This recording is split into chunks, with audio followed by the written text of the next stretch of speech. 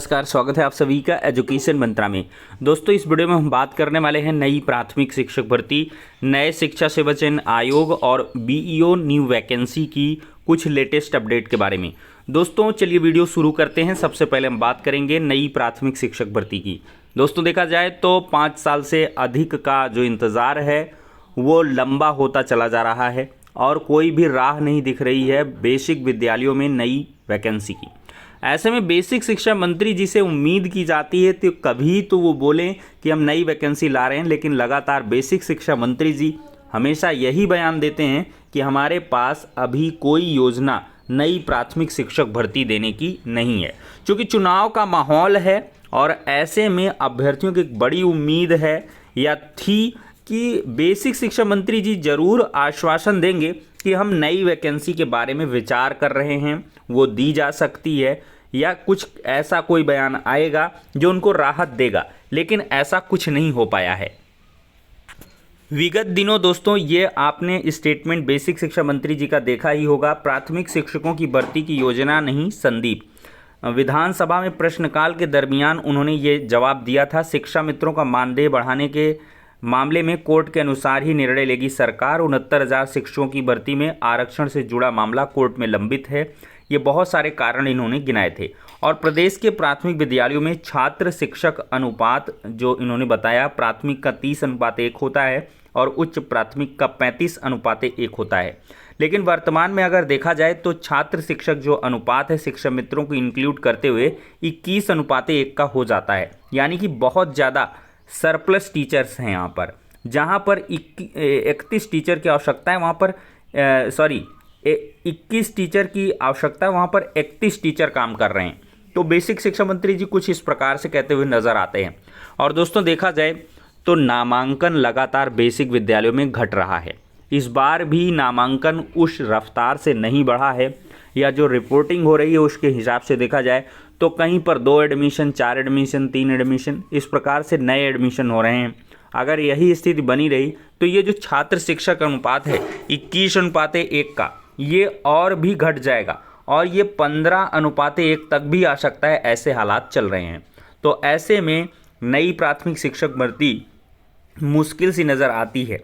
और यहाँ पर बेसिक शिक्षा मंत्री जी ने बजट सत्र में मंगलवार की पिछली अपडेट है, उन्होंने कहा कि प्रधानाध्यापक, हालांकि यहाँ पे इन्होंने बताया है कि राज्य में प्रधानाध्यापक और सहायक अध्यापकों के 85,152 पद रिक्त हैं, लेकिन शिक्षा मित्र अनुदेशक को मिलाकर छात्र शिक्षक अनुपात पूरा है और पढ़ाई में कोई दिक्कत नहीं है, तो इस वजह से वैकेंसी नहीं लाएंगे।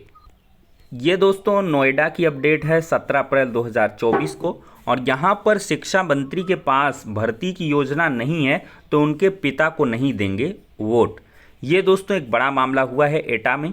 एक तरफ लोकसभा चुनाव की तिथि नज़दीक आती जा रही है, तो वहीं दूसरी ओर प्रत्याशियों की कमजोरी को ढूंढने में वोटर भी कम रुचि नहीं ले रहे हैं। सरकार द्वारा किए गए एक वायदे को वह ध्यान से देख व सुन रहे हैं, तो वहीं स्थानीय मुद्दे और पार्टी प्रत्याशियों में भी कमी निकालने में कम रुचि नहीं ले रहे। ऐसा ही मामला एटा लोकसभा का भी फंसता हुआ नजर आ रहा है। यहाँ पर बीजेपी ने अपने सिटिंग सांसद पर भरोसा जताकर उनको टिकट दिया है, तो वहीं युवा बेरोजगार भी पार्टी प्रत्याशी को सबक सिखाने के लिए तैयार बैठा है। इसका उदाहरण प्राथमिक शिक्षक में भर्ती प्रक्रिया को स्थगित किए जाने के मामले को बताया जा रहा है। देखना यह है कि यह युवा बेरोजगार क्या निर्णय लेता है। इसके लिए अभी चुनाव में समय है। युवा बेरोजगारों का कहना है कि वह काफ़ी समय से प्राथमिक शिक्षक भर्ती की राह देख रहे हैं। उनके पास यूपी टेट सीटेट परीक्षा उत्तीर्ण किए हैं, लेकिन उनके अरमानों पर पानी उस समय फिर गया जब विधानसभा सत्र के दौरान सपा पार्टी के विधायकों ने बेसिक शिक्षा विभाग में भर्ती प्रक्रिया की आवाज़ उठाई। लेकिन उसके जवाब में बेसिक शिक्षा मंत्री स्वतंत्र प्रभार यहाँ पर देखा जाए तो संदीप सिंह ने कहा कि राज्य में प्राथमिक शिक्षकों की भर्ती इस समय कोई योजना नहीं। इसके जवाब में उनका तर्क यह था कि जो छात्र शिक्षक अनुपात है वो मेंटेन है, जबकि शिक्षा मित्र और अनुदेशकों को जोड़कर देखा जाए तो पूरा हो जाता है, इसलिए भर्ती का सवाल नहीं उठता। जबकि इसके तर्क में विपक्ष का यह कहना है कि जब अनुदेशक शिक्षा मित्र शिक्षक में शुमार नहीं है तो अनुपात में कैसे जोड़ा जा सकता है। लेकिन इसके लिए सरकार और विभागीय मंत्रियों के पास कोई जवाब नहीं है। मंत्री के पास योजना नहीं तो हमारी भी योजना नहीं। तो युवाओं ने अपना तर्क दिया है कि जब बेसिक शिक्षा मंत्री के पास अभी विभाग में भर्ती देने की कोई योजना नहीं है, तो उनके पिताश्री को भी मत देने की अभी कोई योजना नहीं है। वो अपने विभाग में योजना की तैयारी करें, तभी अपने पिताश्री के लिए मत देने की आशा और उम्मीद को बरकरार रखें।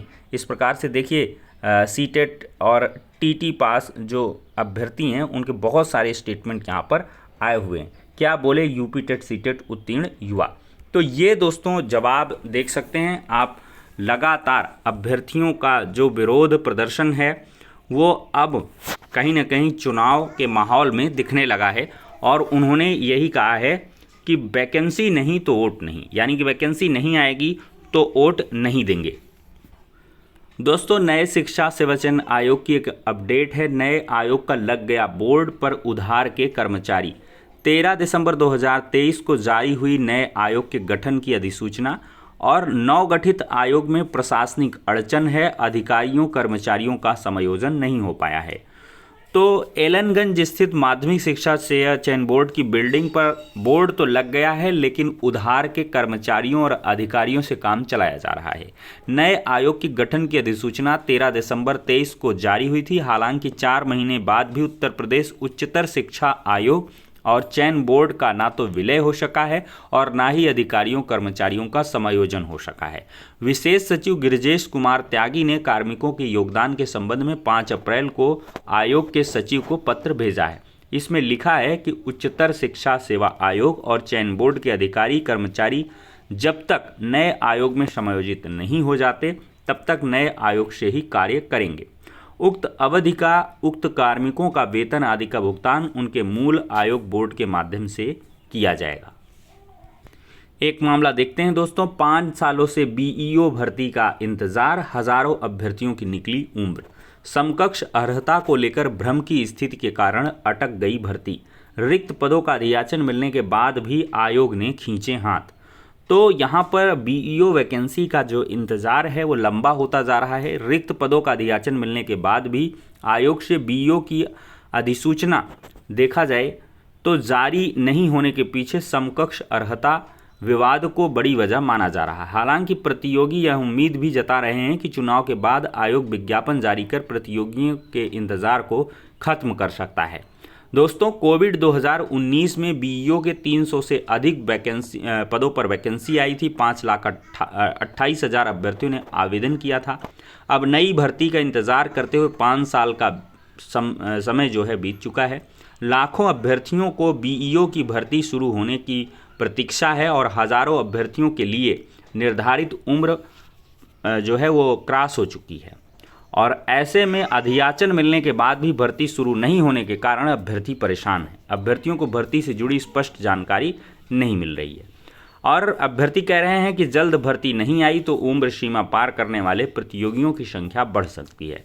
समकक्ष अर्हता को लेकर संशय की स्थिति के कारण ही आयोग विज्ञापन जारी नहीं कर पा रहा है, और दूसरी ओर आयोग ने अपने वार्षिक कैलेंडर में स्पष्ट उल्लेख किया है कि खंड शिक्षा अधिकारी भर्ती के लिए शासन स्तर पर समकक्ष अर्हता के निर्धारण के बाद ही आरक्षित तिथियों पर परीक्षाएं कराई जाएंगी। तो दोस्तों ये हो गई आज की कुछ इंपॉर्टेंट अपडेट्स। नेक्स्ट वीडियो में मिलते हैं।